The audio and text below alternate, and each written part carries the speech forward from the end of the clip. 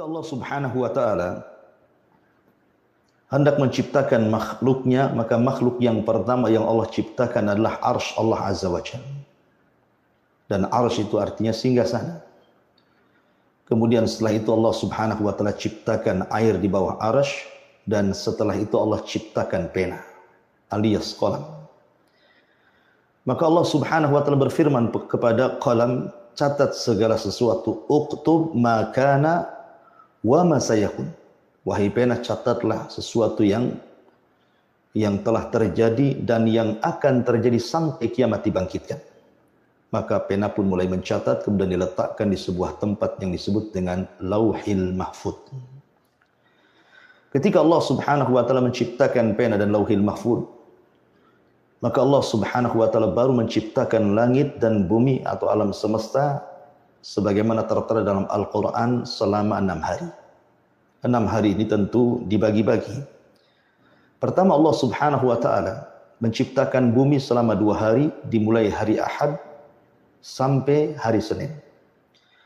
Kemudian Allah Subhanahu wa taala naik ke langit dan menciptakan langit di hari Selasa dan hari Rabu. Kemudian Allah Subhanahu wa taala turun lagi ke bumi, kemudian menciptakan fasilitas bumi, lautannya, gunung-gunungnya, binatang-binatangnya dan semacamnya selama 2 hari, dari hari Kamis ke hari Jumat. Makanya Allah mengatakan, inna khalaqna as-samawati wal ard fi sittati ayyamin. Kami ciptakan langit dan bumi dalam proses 6 hari. Ketika Allah Subhanahu wa taala menciptakan bumi ini, maka Allah Subhanahu wa taala menciptakan makhluk yang pertama kali adalah kalangan jin. Jinlah yang menghuni bumi sebelum manusia. Tetapi jin ini memang lebih banyak yang merusak dibandingkan yang beriman. Sehingga terjadilah kerusakan di antara mereka, berperang, menumpahkan darah dan begitu seterusnya. Sampai akhirnya kemudian Allah Subhanahu wa taala memerintahkan malaikat yang pertama kali diciptakan dari makhluk yang berakal, maka malaikat diberikan wewenang untuk mentertibkan bangsa jin. Maka dipilihlah salah satu jin yang saleh, yang dalam catatan ajaran-ajaran di luar Islam seperti ahli kitab mereka menyebutnya dengan sebutan Ajazil. Ajazil inilah jin yang paling saleh, tetapi belakangan kemudian menjadi iblis. Kemudian setelah Ajazil dibantu oleh para malaikat mentertibkan bangsa jin di permukaan bumi, akhirnya kemudian Allah berikan anugerah kepada Ajazil, jin yang saleh ini, karena sudah berhasil mentertibkan bangsa jin, maka kemudian dibawa dan diberikan hadiah untuk tinggal di surga. Disitulah Allah Subhanahu wa taala berkeinginan untuk menciptakan makhluk yang akan menjadi khalifah di permukaan bumi. Maka Allah ciptakan Adam alaihi salatu wassalam. Adam tercipta dari tanah, sebagaimana jin tercipta dari ujung nyala api, sebagaimana malaikat tercipta dari cahaya. Maka ketika kemudian Allah Subhanahu wa taala memerintahkan malakul maut untuk mengambil tanah-tanah yang ada di bumi dengan berbagai macam jenis tanah dan sifat-sifat tanah. Kemudian tanah ini diangkat ke langit, kemudian dibentuklah Adam oleh Allah Subhanahu wa taala. Disitulah kemudian nampak hasad daripada iblis. Makanya para ulama hati menyebutnya bahwa penyakit hasad itu adalah penyakit yang pertama terjangkit di langit dan yang pertama kali terjangkit di bumi, hasadnya Qabil kepada Habil. Ketika Allah Subhanahu wa taala mulai merangkai Adam dengan sebaik-baik bentuk, laqad khalaqnal insana fi ahsani taqwim. Sungguh kami ciptakan manusia itu dengan sebaik-baik bentuk. Maka iblis yang ketika itu menghuni di sorga menyangka bahwa Adam akan menggantikan posisinya. Mulailah hasad, karena hasad itu artinya bercita-cita menghilangkan kenikmatan yang ada pada orang lain untuk berpindah kepada dirinya. Ketika Adam kemudian sudah mulai mengering dan belum ditiupkan ruh, maka iblis kemudian datang menemui Adam, berputar-putar di sekitar patung Adam. Terkadang dia masuk di lubang telinga, keluar di lubang hidung, keluar masuk dari lubang hidung, keluar dari lubang dubur, dan begitu seterusnya. Dan iblis mengetahui bahwa Adam adalah makhluk yang lemah karena memiliki ajwa perongga. Maka dia mengatakan, lau sullitu alayya la uhlikanna. Kalau makhluk ini dikuasakan kepada aku, kuhancurkan dia. Dari situ hasadnya iblis makin nampak. Sampai pada waktunya Allah Subhanahu wa taala mengumpulkan para malaikat, termasuk juga Ajazil ada di situ. Maka Allah Subhanahu wa taala berfirman, "Wa idz qala rabbuka lil malaikati isjudu li Adam fasajadu illa iblis aba wastakbara wa kana minal kafirin." Dan ketika Rabbmu berfirman kepada seluruh malaikat, dan malaikat makhluk yang tidak pernah bermaksiat kepada Allah Azza wa Jalla, sujudlah kalian kepada Adam alaihi salam. Maka semua malaikat sujud karena ketaatannya kepada Allah, illa iblis, kecuali Ajazil, jin yang saleh, akhirnya menjadi jin yang paling kufur, bahkan jin yang paling jahat. Ketika itulah Ajazil tidak disebut Ajazil tetapi menjadi iblis, dan itulah bahasa Al-Quran selalu menyebut kata iblis. Maka iblis tidak mau sujud kepada Adam alaihi salatu wassalam, sehingga Allah Subhanahu wa taala murka dan bertanya, "Kenapa engkau tidak sujud kepada makhluk yang aku ciptakan, wahai iblis?" Maka dengan sombongnya dia mengatakan, "Ana khairum minhu." Aku lebih baik dibandingkan makhluk ini, maksudnya Adam. Kenapa? "Khalaqtani min nar wa khalaqtahu min tin." Kau ciptakan dia dari tanah, sementara aku tercipta dari api. Maka iblis seolah-olah merasakan bahwa asal ciptaan dia jauh lebih baik dibandingkan Adam. Sebenarnya ini kias batil, kias yang tidak benar. Karena bagaimanapun tanah itu jauh lebih baik dibandingkan api. Di atas tanah inilah dibangun masjid, di atas tanah inilah dibangun rumah, manusia bisa hidup. Apa fungsi api kecuali membakar dan merusak? Tetapi karena hasadnya iblis itulah dia mengatakan seolah-olah dia jauh lebih baik. Makanya kemudian para ulama mengatakan jangan suka anania. Anania itu selalu mengatakan saya. Kalau bukan karena saya, kalau bukan karena saya, kalau bukan karena saya. Karena itu awal sifat iblis ada pada dia. Karena ketika dia selalu mengatakan kalau bukan karena saya, itu alamat kesombongan dia. Maka katakanlah kalau bukan karena Allah, kemudian saya. Mungkin itu bahasa yang tepatnya. Ma'asyiral muslimin yang dimuliakan Allah Subhanahu wa taala dimanapun Anda berada. Ketika kemudian iblis tidak mau sujud kepada Adam, maka sejak itulah iblis dikutuk oleh Allah Azza wa Jalla.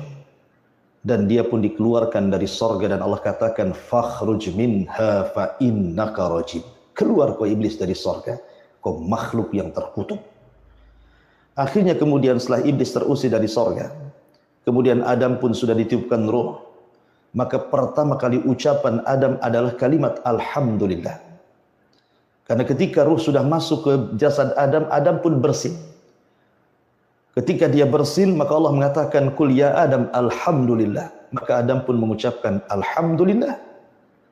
Maka Allah Subhanahu wa taala berfirman, "Yarhamuka rabbuka ya Adam." Semoga Rabbmu merahmati dirimu wahai Adam. Makanya penting kita ini selalu mengucapkan alhamdulillah. Karena bagaimanapun ini ucapan yang pertama diucapkan ayah kita, bapak kita semua Adam alaihi salatu wassalam. Dan alhamdulillah itu kalimat yang ajaib. Kenapa tidak? Karena semua orang bicara tentang alhamdulillah. Orang kaya mengucapkan alhamdulillah, orang miskin juga sama, orang sakit juga mengucapkan alhamdulillah, apalagi orang sehat. Coba Anda katakan kepada orang kaya, bagaimana keadaan? Pasti dia mengatakan alhamdulillah, saya masih diberikan rezeki. Orang miskin pun sama. Dia akan mengucapkan alhamdulillah. Bagaimana keadaan? Alhamdulillah, saya masih bisa makan. Orang sehat dikatakan bagaimana kondisimu? Pasti orang sehat mengatakan alhamdulillah, saya sehat-sehat saja.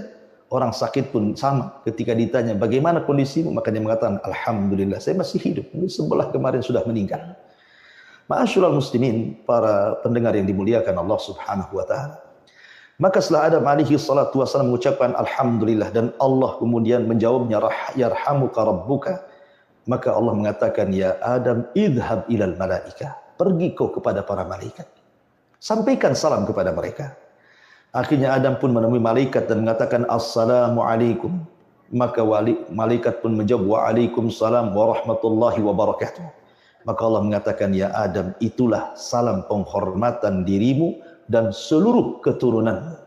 Makanya mengucapkan salam itu penting. Nabi SAW mengatakan, kalau kalian ingin saling mencintai sesama kalian, maka sebarkan salam. Mengucapkan salam itu sunnah, tetapi menjawab salam itu hukumnya wajib. Tetapi kalau Anda paham tentang masalah salam, sebenarnya ketika kita mengucapkan salam, kita sedang memancing orang untuk mendoakan kita. Bayangkan saja, Nabi menyuruh kita untuk mengucapkan salam. Cukup mengatakan Assalamualaikum. Tiba-tiba kemudian dia menjawab dengan 3 kata. Waalaikumsalam warahmatullahi wabarakatuh. Bayangkan 3 doa sekaligus diberikan dia kepada kita. Makanya jangan bakhil dengan salam. Karena salam itu mengundang doa kepada kita. Ketika kita mengucapkan satu doa, semoga Allah berikan keselamatan kepada Anda. Orang yang menjawab, dia memberikan 3 doa kepada kita. Semoga Anda juga selamat, semoga Anda juga mendapatkan rahmat, dan semoga Anda diberikan berkah. Waalaikumsalam warahmatullahi wabarakatuh. Maka jangan bakhil. Dan salam itu, kata Nabi SAW, salah satu tanda-tanda dari akhir zaman, ketika orang mengucapkan salam hanya kepada orang yang dikenal, dan tidak mengucapkan salam kepada orang yang tidak dikenal. Padahal yang tidak dikenal itu seorang muslim juga. Maka inilah perkataan salam Adam kepada malaikat. Perkataan kedua setelah mengucapkan Alhamdulillah adalah ucapan salam. Ma'asyiral muslimin yang dimuliakan Allah subhanahu wa ta'ala. Maka setelah kemudian Adam alaihi salatu wassalam dimasukkan ke dalam sorga, Adam pun merasa ketakutan. Padahal di sorga itu kurang apa nikmatnya. Ma la ainun ra'at, wala udhunun sami'at, wala khatara ala qalbi bashar. Kenikmatan yang tidak pernah dilihat mata, kenikmatan yang tidak pernah didengar telinga, kenikmatan yang tidak pernah terlintas dalam benak siapapun dari manusia. Artinya sorga itu nikmat luar biasa. Tapi ketika Adam hidup sendirian, dia ketakutan. Akhirnya kemudian Adam alaihi salatu wassalam tertidur. Ketika tertidur itulah Allah subhanahu wa ta'ala ciptakan pasangannya dari tulang rusuknya. Diambillah tulang rusuk Adam sedang tertidur itu. Tulang rusuk yang paling atas, yang paling bengkok, yang dekat dengan jantung, diambillah. Kemudian diciptakan dari tulang rusuk itu pasangannya Hawa. Ketika Adam alaihi salatu wassalam terbangun, tiba-tiba ada seorang wanita di sampingnya. Kemudian berkata, siapa Anda?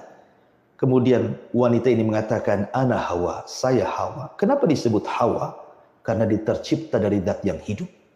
Semua makhluk tercipta dari zat yang mati.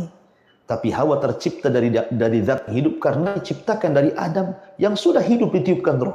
Makanya kemudian disebut Hawa. Ketika ditanya siapa Anda, saya Hawa. Maka Adam melanjutkan dan mengatakan, dari mana kau diciptakan? Kata Hawa, aku diciptakan dari bagian badanmu, dari rusuk yang paling bengkok, yang paling atas, yang dekat dengan jantung, dari bagian badan wahai Adam.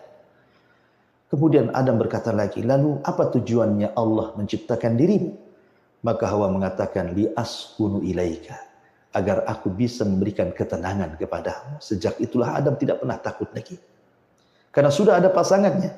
Dari sinilah kenapa Allah subhanahu wa ta'ala, kalau Anda bercerita tentang kisah rumah tangga, ada satu ayat yang sering dibaca oleh para penasehat pernikahan. Apa itu ayatnya? Wa min ayatihi an khalaqalakum min anfusikum azwaja litaskunu ilaiha wa ja'ala bainakum mawaddatan wa rahmah inna fi dzalika laayatin liqaumin yatafakkarun.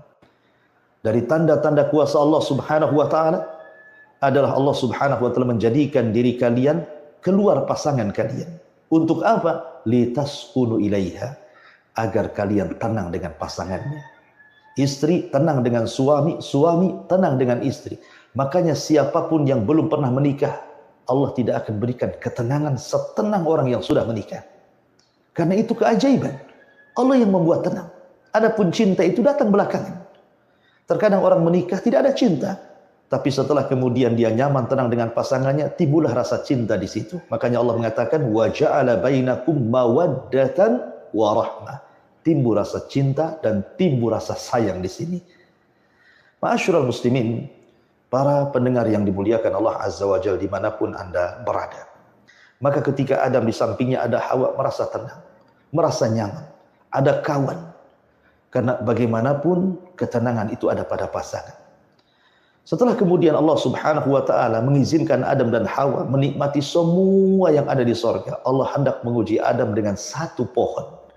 Allah katakan, wala taqraba hadhihi syajarah fatakuna minadh dhalimin. Hei Adam, hei Hawa, kau boleh makan semua buah-buahan yang ada di sorga. Kau boleh minum semua minuman yang ada di sorga. Kau boleh nikmati istana yang terbuat dari emas dan perak di sorga. Kau boleh apapun lakukan di sorga. Sekehendakmu, semua halal kecuali satu pohon ini. Jangan dekat-dekat. Lihat bahasa Quran, subhanallah. Bahasa Quran itu bukan jangan kau makan dari buah pohon ini, tapi jangan kau dekat-dekat. Sama ketika Allah melarang perzinahan, Allah tidak mengatakan jangan berzina, tetapi jangan dekat-dekat zina. Kenapa selalu Allah mengatakan jangan dekat-dekat? Karena biasanya kalau sudah mendekat, pasti melihat. Kalau sudah melihat, pasti penasaran. Kalau sudah penasaran, pasti ingin mencoba. Kalau sudah mencoba, rugilah Anda. Ketika Adam alaihi salatu wassalam kemudian sudah tahu anjuran, larangan, perintah yang akan dia lakukan di sorga, di luar sana iblis yang sudah terusir dari sorga tidak senang dengan keberadaan Adam di sorga. Hasad yang mulai memupuk dalam dada yang jahat dari iblis ini, mulai dia mencari-cari cara bagaimana dia mencelakakan Adam dan Adam dikeluarkan dari sorga dengan cara Adam bermaksiat kepada Rabbnya. Itu yang kemudian diusahakan oleh iblis. Akhirnya kemudian iblis pun memberikan was-was. Dalam kisah Israiliyat, walaupun secara sanad Israiliyat ini juga tidak perlu dibenarkan, tidak perlu juga didustakan. Karena ini kan kisah-kisah umat dulu yang terdapat dalam perjanjian lama atau mungkin perjanjian baru. Karena kita hanya berpegang dengan Quran dan Sunnah. Tetapi sebagai penambah keterangan, ada seekor ular menurut kisah Israiliyat yang keluar masuk surga. Karena iblis sudah terusir dari surga, tidak mungkin dia dimasukkan lagi ke surga. Tapi dia berpikir bagaimana caranya menggoda Adam kalau tidak masuk dalam surga. Akhirnya kemudian dia bekerja sama dengan seekor ular, masuklah dia ke dalam jalan darah ular tersebut dan berhasil masuk surga. Ada yang mengatakan seperti itu. Tapi ada yang mengatakan iblis tetap di surga, tapi dengan kuasanya dia diberikan kemampuan memberikan was-was di luar surga ke dalam surga. Sama seperti sekarang. Sekarang sudah ada alat komunikasi. Kita mempengaruhi orang jauh tidak perlu datang ke tempat tersebut. Cukup dengan nelpon, cukup dengan WA, cukup dengan ya mungkin juga bahasanya seperti itu. Tapi yang jelas bahwa Allah mengatakan, maka iblis pun memberikan was-was, fa waswasa lahu masyaitan. Maka syaitan pun memberikan was-was kepada Adam dan Hawa. Dengan disuruh mendekati pohon itu. Tetapi Adam ini masih beriman kuat, Hawa juga kuat. Sehingga was-was ini tidak ada gunanya. Sampai akhirnya kemudian ketika iblis membuat cara baru dengan cara qasam, dengan cara sumpah, barulah Adam tergoda. Di mana Allah mengatakan wa qasamahuma inni lakuma laminan nasihin. Iblis bersumpah kepada Adam, hei Hawa, saya ini penasehat. Inni lakuma minan nasihin. Saya ini penasehat kepada kalian berdua. Bayangkan, iblis bersumpah dengan menyebutkan wallahi demi Allah, saya ini penasehat. Adam tentu berpikir, ini adalah malaikat. Ini sorga. Tidak mungkin ada makhluk bersumpah untuk perkara dusta. Tetapi iblis memang niatnya jahat. Dia bersumpah mengelabui Adam dengan bersumpah kepada Allah dan mengatakan demi Allah saya ini seorang penasehat. Sementara Adam tidak ada curiga. Dia bersumpah di alam malaikat, di alam sorga. Tidak mungkin orang bersumpah untuk kedustaan. Akhirnya dari situlah iblis pun berhasil menggoda Adam setelah memberikan was-was, dikuatkan dengan sumpah. Akhirnya Adam pun mulai mendekati pohon tersebut. Dan Allah takdirkan keduanya memakan dari buah larangan itu. Apa yang terjadi? Allah singkapkan aurat keduanya. Ma'asyiral muslimin, pelajarannya apa di sini? Ketika iblis bersumpah untuk kedustaan, rupanya di zaman sekarang banyak orang bersumpah untuk kedustaan. Lihat di pengadilan-pengadilan, bersumpah untuk kedustaan. Lihat di pasar-pasar orang yang berjualan itu, terkadang untuk melariskan dagangan, dia rela mengatakan wallahi demi Allah, ini dagangan bagus, ini dagangan murah, dari sana segini. Pokoknya banyak di masyarakat ketika meyakinkan seseorang dari kedustaannya, mesti bersumpah atas nama Allah. Maka itu perbuatan iblis. Berarti Anda sedang menjadi iblis yang berjalan di permukaan bumi. Ma'asyiral muslimin, para pendengar yang dimuliakan Allah Subhanahu wa taala. Oleh karena itulah maka banyak pelajaran yang bisa kita petik dari kisah Adam dan Hawa ketika memakan buah larangan. Apa yang bisa kita petik? Lihat, Adam ini bermaksiat satu kali. Itu pun ketika memakan buah tidak habis buah itu. Hanya sedikit mencicipi. Tetapi lihat risikonya. Dia mencicipi buah itu. Tiba-tiba Adam dikatakan oleh Allah, ihbitu, keluar kalian minha, dari sorga ini. Hanya satu maksiat Adam dikeluarkan dari sorga. Betapa banyak kita maksiat kepada Allah. Satu hari kadang 2, 3 kali, mungkin 10, mungkin 100 kali kita bermaksiat kepada Allah. Tapi berangan-angan ingin masuk surga. Ada bermaksiat 1 kali dikeluarkan dari surga, kita pula banyak maksiat ingin masuk surga. Harusnya di sini, jalan menuju surga itu bukan bermaksiat. Surga itu bukan angan-angan. Surga itu diraih dengan amalan. Kalau Anda ingin masuk surga, beramal, bukan bermaksiat. Ya. Karena satu maksiat saja mengeluarkan Adam dari surga. Macam mana pula orang yang banyak bermaksiat tiba-tiba ingin masuk surga? Akalnya di mana? Ma'asyiral muslimin, para pendengar yang dimuliakan Allah Azza wa Jalla. Ketika Adam betul-betul memakan buah larangan. Tapi ada yang mengatakan dalam cerita Israiliyat juga, Hawa berhasil memakan semuanya. Sebab itulah Hawa akhirnya diuji dengan mengeluarkan darah haid. Sebabkan dia memakan buah larangan itu, Allah uji setiap bulan Hawa mengeluarkan darah haid. Dan itu akan menjadi darah kebiasaan yang keluar dari seluruh wanita-wanita keturunan Hawa. Tetapi Adam ketika memakan, ketika sampai di tenggorokan dia teringat itu larangan Allah. Akhirnya kemudian buah itu tersimpan di tenggorokannya. Makanya dalam setiap laki-laki di tenggorokan mesti ada benjolan. Ya hulkum bahasa kitanya. Itu gara-gara keselak Adam di situ ingat soal larangan tadi. Ya. Oleh karena itulah maka ini sebuah pelajaran bagi kita, maksiat apapun pasti ada pengaruh buruk. Tidak ada satupun maksiat pasti berpengaruh keburukan. Karena setiap larangan itu ada madaratnya, setiap perintah itu ada maslahatnya. Maka siapapun yang bermaksiat, maka maksiat itu akan mempengaruhi. Lihat para ulama dulu. Gara-gara satu maksiat tidak khusyuk 40 hari dia beribadah. Gara-gara dia maksiat, dia tidak khusyuk untuk bertalabul ilmi. Tetapi karena kita terlampau banyak maksiat, terkadang solat kita tidak peduli apa khusyuk atau tidak khusyuk. Dalam solatnya saja sudah bermaksiat kita. Apalagi maksiat di luar solat. Padahal solat sendiri adalah tanha anil fahsya'i wal munkar. Mencegah perbuatan fahsya. Perbuatan fahsya itu artinya ucapan kotor. Munkar itu artinya perbuatan fasik. Harusnya orang yang solat itu santun ucapannya. Harusnya orang yang sholat itu keluar sholat, dia tidak bermuamalah dengan riba, dia tidak berzina, dia tidak berghibah. Harusnya seperti itu gitu ya. Tapi ini sholatnya tidak berpengaruh. Kenapa? Jangan salahkan sholatnya. Salahkan kita yang sholatnya tidak sungguhan. Kalau seandainya wudhu kita benar, kemudian sholat kita khusyuk, kemudian memang kita menghadirkan niat untuk berubah, dalam sholat itu ada kata-kata ihdinas siratal mustaqim. 17 kali kita membaca ihdinas siratal mustaqim dalam sholat. Artinya apa? Ya Allah berikan petunjuk kepadaku. Kalau dia betul-betul meminta petunjuk dalam sehari 17 kali, tidak mungkin Allah tidak kasih petunjuk. Tapi kita terkadang membaca itu main-main. Dia tidak pernah serius membaca itu. Makanya petunjuk tidak pernah hadir. Jadi sholat di luar sholat sama saja. Ya. Oleh karena itulah maka jangan pernah bermaksiat. Karena maksiat ini pengaruhnya besar dalam kehidupan. Ma'asyiral muslimin, para pendengar yang dimuliakan Allah Azza wa Jalla. Intinya akhirnya Allah Subhanahu wa taala turunkan Adam, Allah turunkan Hawa, Allah turunkan iblis ke bumi. Ada yang mengatakan Adam diturunkan di India, di Sri Lanka, ada yang mengatakan Hawa diturunkan di Jeddah, ada yang mengatakan iblis diturunkan di lautan, makanya istana di tengah lautan. Maka sejak itulah 3 makhluk yang Allah ciptakan ini saling bermusuhan satu dengan yang lainnya. Adam musuhnya iblis, Hawa musuhnya iblis. Iblis musuhnya Adam dan Hawa. Artinya iblis punya 2 musuh, sementara Adam dan Hawa punya 1 musuh. Makanya kenapa iblis selalu menggoda, kalau tidak jalur laki-laki, maka jalur perempuan. Suaminya tidak bisa digoda, istrinya bisa digoda. Betapa banyak suami yang istiqomah menjadi jahat gara-gara istrinya. Saya contohkan saja. Suami hak kepada orang tua tidak terputus dengan menikah.